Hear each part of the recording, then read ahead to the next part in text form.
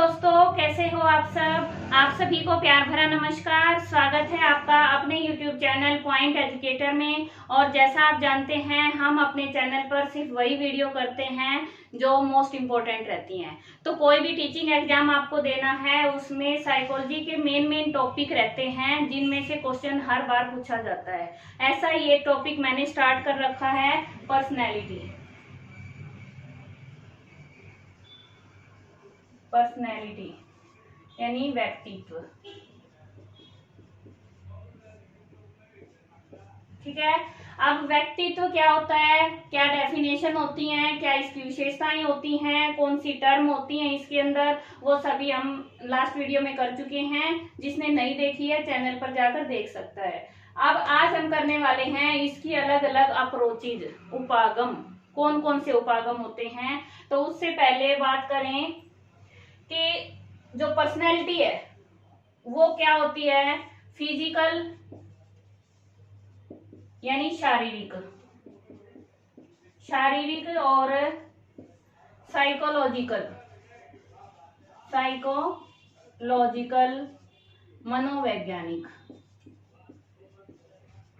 मनोवैज्ञानिक फीचर्स।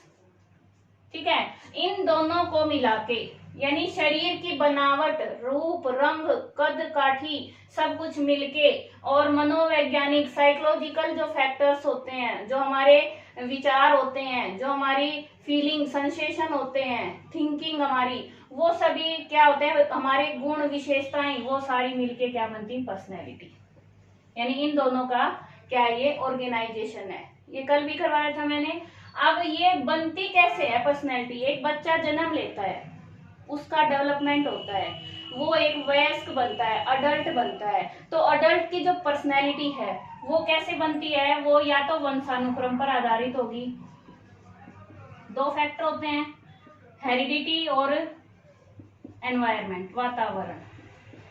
या तो वो अपने माँ बाप से जो गुण विशेषताएं लेके आया है उनका डेवलपमेंट हो जाएगा, या वो अपने आसपास के वातावरण से सीखता हुआ अपनी पर्सनैलिटी को प्राप्त कर लेगा। ठीक है। ये दो हो गए हमारे इसके फैक्टर। अब बात करें उपागम क्या होते हैं, अप्रोचेज क्या होती हैं, क्योंकि हमारा आज का जो टॉपिक है वो है अप्रोच, उपागम। अब उपागम को समझाती हूं एग्जाम्पल से। मान लो एक व्यक्ति है, वो मानता है कि भाग्य ही बड़ा है, भाग्य बलवान है, सब कुछ भाग्य पर निर्भर है। दूसरा कहता है वही कर्म ही पूजा है, काम करो और फल अपने आप मिल जाएगा। तो दोनों का सोचने का, काम करने का तरीका किस पर आधारित है, उनकी अलग अलग सोच पर। ठीक है। तीसरा बंदा है, वो कहता है ना कर्म बड़ा है ना भाग्य बड़ा है, दोनों ही बराबर हैं, यानी दोनों का मिला जुला रूप है वो हमारे भविष्य का निर्माण करता है। तो अब इन तीन व्यक्तियों की जो सोच है, थिंकिंग है, वो क्या है, अलग अलग है ना। तो एक सोच और एक उपागम हो गया धर्म पर आधारित, भाग्य पर आधारित, दूसरा कर्म पर आधारित हो गया, तीसरा क्या है, उनका मिश्रित हो गया। तो ये हो गई उपागम। ऐसे ही पर्सनैलिटी को भी अलग अलग मनोवैज्ञानिकों ने, दार्शनिकों ने, फिलोसफर्स, साइकोलॉजिस्ट, इन्होंने परिभाषित किया है। ठीक है। उन्होंने अपने अपने विचार दिए हैं। कोई कहता है वंशानुक्रम ज्यादा प्रभावी रहता है, कोई कहता है वातावरण ज्यादा रहता है, कोई कहता है बच्चा सीखने से सब कुछ प्राप्त कर लेता है, कोई कहता है बचपन ज्यादा इम्पोर्टेंट है, सिर्फ बचपन में ही पर्सनैलिटी डेवलप हो जाती है, बाद में नहीं होती, कोई कहता पूरे जीवन चलता है। तो अलग अलग विचार हो गए ना, उनको एक एक वर्ग में डिवाइड कर दिया। जिनकी एक जैसी सोच थी उनका एक उपागम हो गया, दूसरे थे उनकी अलग सोच थी, उनको एक उपागम में रख दिया। तो इस तरह से अप्रोच बन गई। तो आज हम वो सभी अप्रोच करने वाले हैं। ठीक है। और चैनल पर नए हैं तो मैंने एक टेलीग्राम ग्रुप सिर्फ रिक्वेस्ट से शुरू किया है कि भाई कई कहते हैं आपका कॉन्टैक्ट नंबर दे दो। तो कॉन्टैक्ट नंबर मैं नहीं दे सकती क्योंकि पर्सनल लाइफ भी होती है, भाई बहुत सारे काम होते हैं। लेकिन आपका कोई क्वेश्चन है और वहाँ पे टेलीग्राम ग्रुप पर आपको जो इम्पोर्टेंट टॉपिक रहेंगे उनकी PDF भी मिल जाएगी। अब सबसे पहली है साइको एनालिटिक अप्रोच। ये सबसे पहले यानी फर्स्ट अप्रोच है जिससे पर्सनैलिटी को परिभाषित किया गया था कि पर्सनैलिटी वास्तव में कैसे बनती है। और ये किसकी है, इसको हिंदी में कहते हैं मनोविश्लेषणात्मक, मनोविश्लेषणात्मक, ठीक है, मनोविश्लेषणात्मक उपागम, उपागम। अब इस जो अप्रोच का है ना वो मेन है Freud, Sigmund Freud, Sigmund Freud. जहां भी आपको ये नाम मिल जाए उसका यही उपागम रहेगा, साइको एनालिटिक। अब क्यों होगा, नाम में ही छिपा है। कोई भी जब अप्रोच करेंगे ना उसका नाम है, उसको ध्यान से पढ़ लेना। मनोविश्लेषणात्मक, मन का विश्लेषण, विश्लेषण होता है तोड़ना, बिखराव करना, बिखराव करके उसको पार्ट पार्ट करके समझना।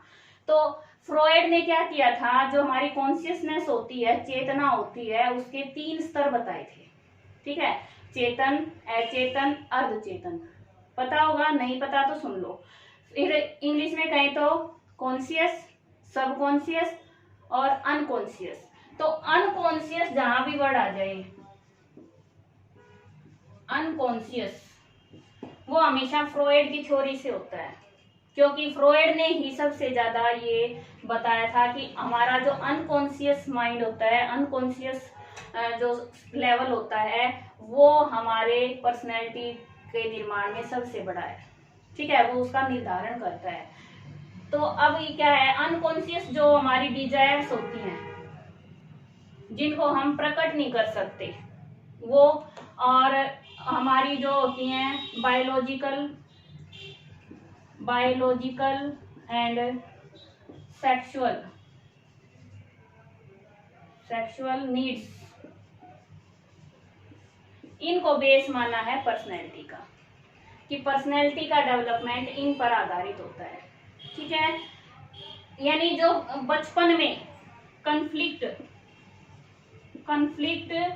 इन चाइल्डहुड, बचपन के जो कन्फ्लिक्ट है ना, तनाव है, जो इनकी इच्छाएं पूरी नहीं होती या कोई और आवश्यकताएं पूरी नहीं हो पाती या अधिक हो जाती हैं पूरी, तो उसके आधार पर ही डेवलपमेंट होता है पर्सनैलिटी का, ये बताया है फ्रॉयड ने। तो याद रहेगा, जहां भी अनकॉन्शियस आ जाए साइको एनालिटिक अप्रोच, फ्रॉयड का नाम आए साइको एनालिटिक अप्रोच, ठीक है। और चाइल्डहुड में कन्फ्लिक्ट है तो वो डेवलपमेंट किसका होगा, पर्सनैलिटी का, किसके अकॉर्डिंग, साइको एनालिटिक अप्रोच के अकॉर्डिंग। क्लियर। अच्छा, इसके बाद अगला है हमारा, यहां लगा दिया हमने number 2, neo psycho analytic approach.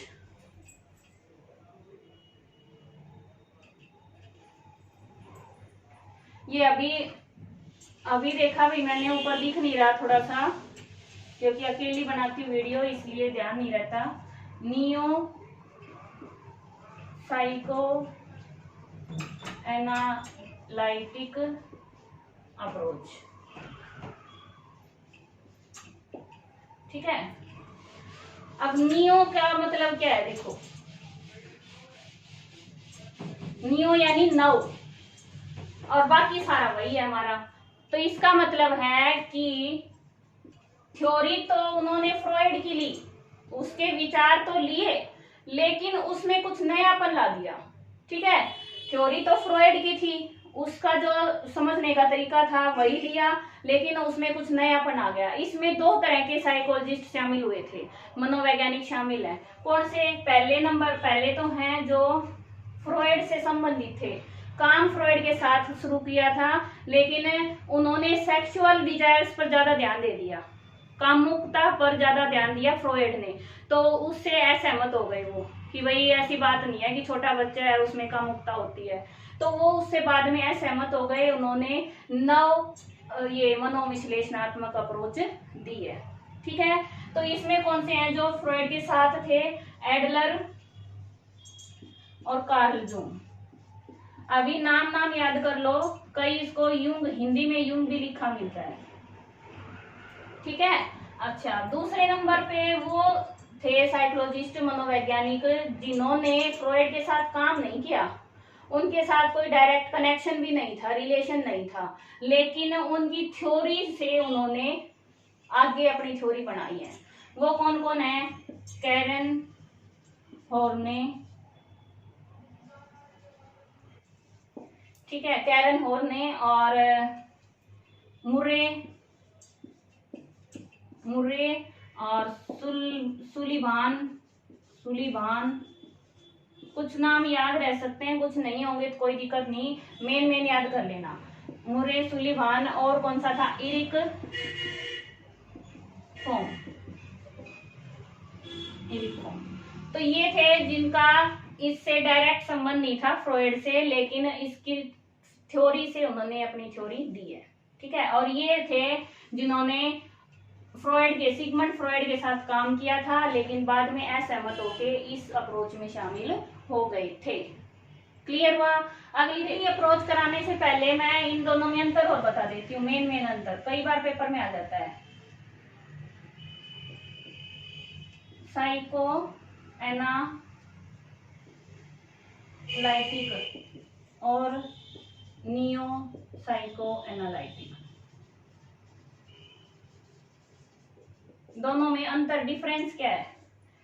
जो साइको एनालाइटिक अप्रोच थी ना फ्रॉइड ने क्या किया था? बायोलॉजिकल, जैविक जो आधार था ना, बायोलॉजिकल पर ज्यादा ध्यान दिया था। कि उनका कहना था कि बच्चा है वो जैविक आधारों के कारण पर्सनैलिटी डेवलप करता है। नियो साइको एनालिटिक वालों ने सोशल फैक्टर पर ध्यान दिया था, सामाजिक, ठीक है, कि बच्चे का डेवलपमेंट सामाजिक फैक्टर के कारण होता है।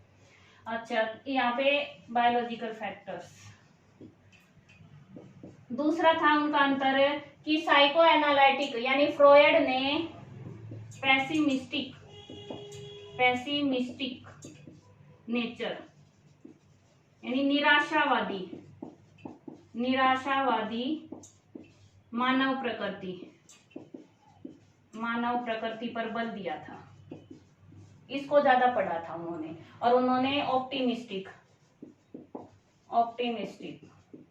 यानी आशावादी दृष्टिकोण को पढ़ा था, उस पर ज्यादा काम किया था, ठीक है। याद रहेगा, ये मेन अंतर है, biological, social, pessimistic, optimistic. Clear है? आगे देखो, अगली हमारी लाइफ स्पैन अप्रोच।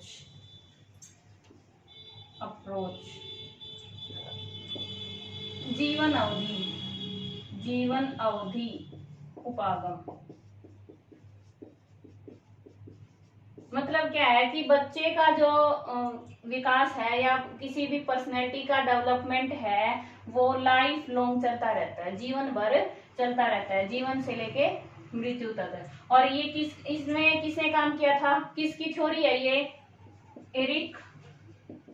एरिक्सन। और ये मैंने चैनल पर करवा रखी अच्छे से, ठीक है। तो ये थ्योरी दी थी किसने? एरिक्सन ने। उनकी अप्रोच थी लाइफ स्पैन अप्रोच, याद रहेगा। ये बीच में मैं इरेज करते हुए वहां पे टाइम खराब ना हो इसलिए कर देती हूँ, ठीक है। अगली हमारी ह्यूमनिस्टिक अप्रोच यानी मानवतावादी उपागम। इसका एक नाम और भी है, फिनोमिनोलॉजी।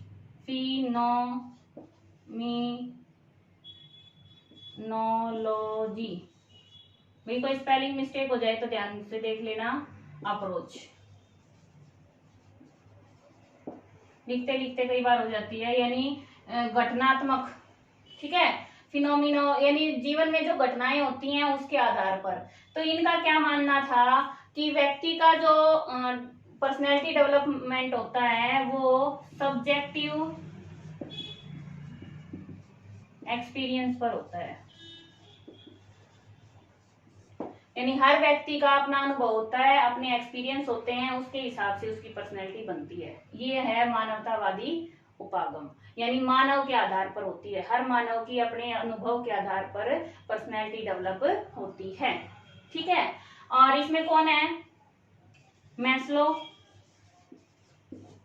सेल्फ एक्चुअलाइजेशन थ्योरी थी, और एक की थी कार्ल रोजर्स। रोजर्स की सेल्फ थ्योरी। तो ये दोनों हैं, ये किसके हैं, मानवतावादी अप्रोच के हैं। क्लियर हुआ। अगला देखो, अब अगला है हमारा कोग्निटिव अप्रोच। और ये कोई सीक्वेंस से नहीं लिए, मैंने वैसे ही ले लिए हैं। संज्ञानात्मक उपागम। क्या होता है कोग्निशन होता है कि जो हम कॉन्शियस लेवल पर जो काम कर रहे हैं ना, वो हमारा कोग्निशन है, यानी चेतना के स्तर पर।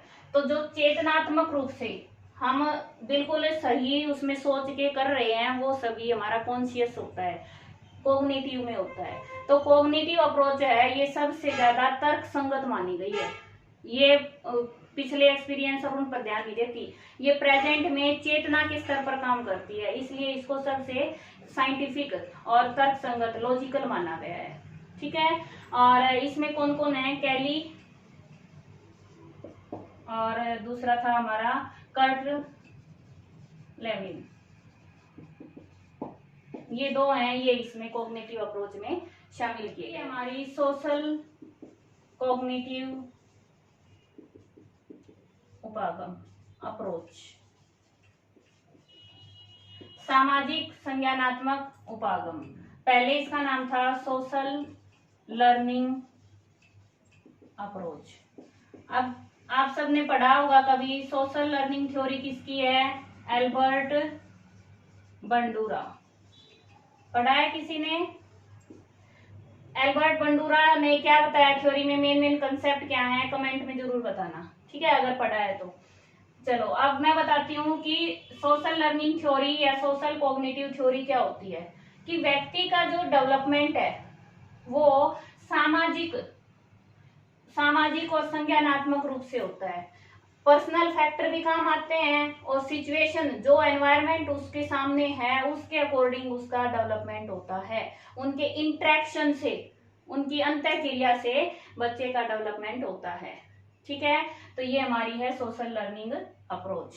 एल्बर्ट बंडूरा आ गए इसमें, एक दो और भी हैं जैसे मार्टिन सेलिगमैन, लेकिन इतने ज्यादा डिटेल में जो मेन होते हैं ना वो मैं बता देती हूँ, इनकी थ्योरी ज्यादा पूछी जाती है। एल्बर्ट बंडूरा की आती है इसमें। अगली और अप्रोच रह गई हमारी, जैसे बिहेवियरल अप्रोच है, बिहेवियरल एंड लर्निंग अप्रोच। व्यवहारवादी उपागम या सीखना उपागम क्या होते हैं, इसमें हमारे जो भी लर्निंग थ्योरी आती है ना, पावलो की है, स्किनर की है, थॉर्नडाइक की है, और ये हमारे और आते हैं जैसे हल की थ्योरी है, हैबिट स्ट्रेंथ के बारे में बात की है, तो वो सभी इसमें आ जाएंगे, बिहेवियर के बारे में और लर्निंग की थ्योरी सारी इसमें शामिल होती हैं। इस उपागम के तहत क्या है कि वो कहते हैं कि पर्सनैलिटी का डेवलपमेंट है वो सीखने से होता है।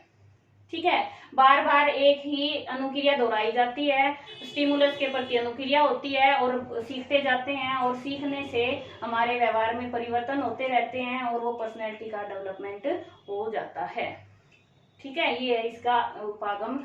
और अब है दो main, type approach and trait approach, जो बहुत ज्यादा पूछे जाते हैं और इम्पोर्टेंट भी हैं। वो देखो,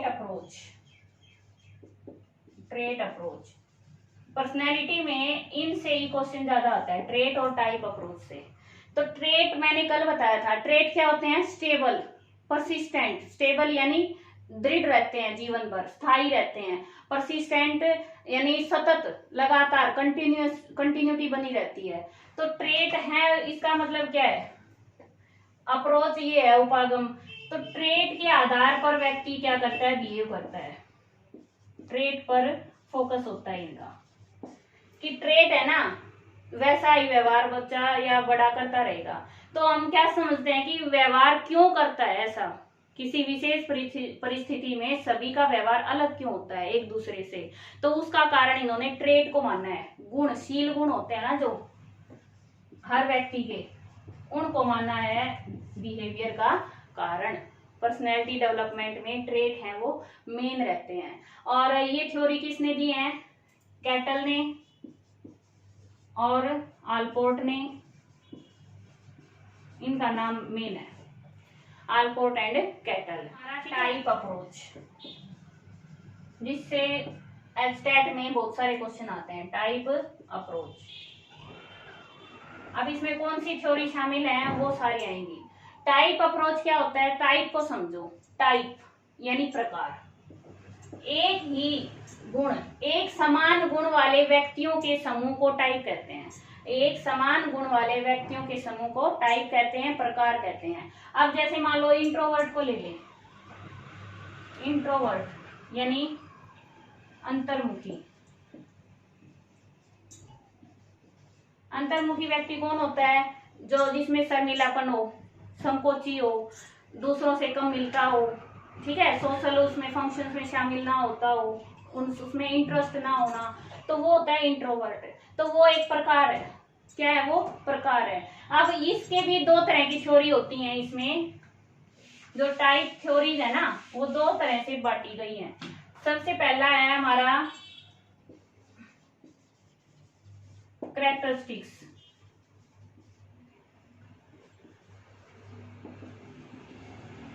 शारीरिक विशेषताओं के आधार पर। इसमें एक तो है हमारी क्रैस्मर की थ्योरी और दूसरी सेल्डन की थ्योरी।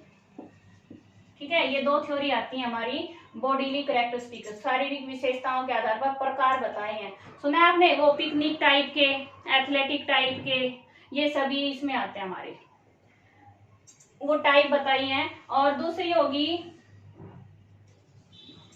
Psychological characteristics. ठीक है, बेस्ड ऑन इसमें जो कार्ल जूंग की है ना, ये थ्योरी आ जाएगी। जो एक है हमारा जैसे फ्रीडमैन ने दी थी टाइप ए, टाइप बी, फिर बाद में एक टाइप सी भी ऐड हो गई, टाइप डी भी ऐड हो गई और टाइप एच भी ऐड हो गई, हार्डी पर्सनैलिटी। तो ये सभी हमारे टाइप अप्रोच है। समझ आया? अच्छा, एक इनके बीच में एक मिला जुला और है। टाइप का मतलब तो ये बता दिया कि भाई इंट्रोवर्ट ये होते हैं, एक्सट्रोवर्ट ये होते हैं, उन दोनों को एक दूसरे से अलग कर दिया। लेकिन एक आई हमारी डायमेंशनल। क्या आई? डायमेंशनल अप्रोच कौन सी है? क्या कहते हैं? डायमेंशनल अप्रोच, यानी वीमा बना दी, वीमीय उपागम। कैसे? ये कंटिन्यूम है, एक वीमा इधर है, एक इधर है। डायमेंशन, ये यहाँ पे इंट्रोवर्ट है, यहाँ पे एक्सट्रोवर्ट है। अब इनके अकॉर्डिंग क्या है, ना तो व्यक्ति पूरी तरह इंट्रोवर्ट होता है ना एक्सट्रोवर्ट होता है। उसके कुछ गुण तो इसमें होते हैं, कुछ गुण इसमें होते हैं। तो इस कंटिन्यूम में कहीं भी उसका जो पर्सनैलिटी है वो लाई कर सकती है।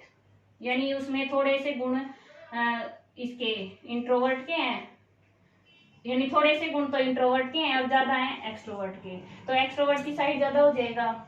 अगर उसमें ज्यादा गुण तो हैं इंट्रोवर्ट के और थोड़े से हैं एक्सट्रोवर्ट के, तो वो इंट्रोवर्ट की साइड हो जाएगा। या दोनों के बीच के हैं तो वो बीच में हो जाएगा। इस तरह से ये एक कंटिन्यूम बना दिया, डायमेंशन बना दी, और वो उपागम है हमारा वीमीय उपागम।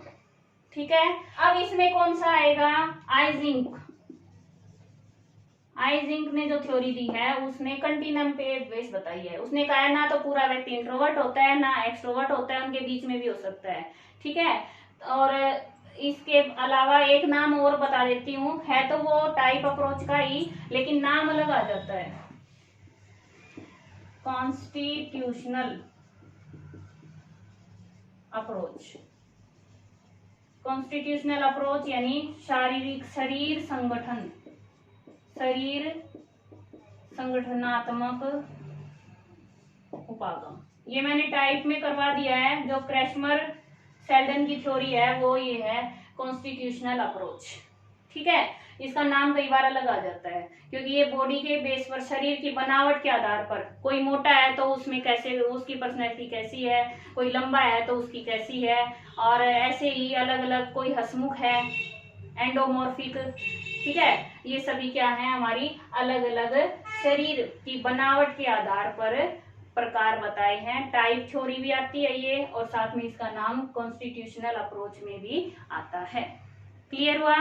अब ये सारे उपागम हैं, ये आपको याद भी रखने हैं, और इनके जो जो साइकोलॉजिस्ट हैं, मनोवैज्ञानिक हैं, जिनकी थ्योरी एक दूसरे में मिक्स ना हो पाए, ठीक है, तो ध्यान से पढ़ना है। और इसके साथ ही मिलते हैं नेक्स्ट वीडियो में। नेक्स्ट वीडियो में सबसे पहली जो मैंने बताई फ्रॉइड की थ्योरी, जो मोस्ट इम्पोर्टेंट है और आपने उसके बारे में सुना भी होगा, वो हम अब डिटेल से करेंगे।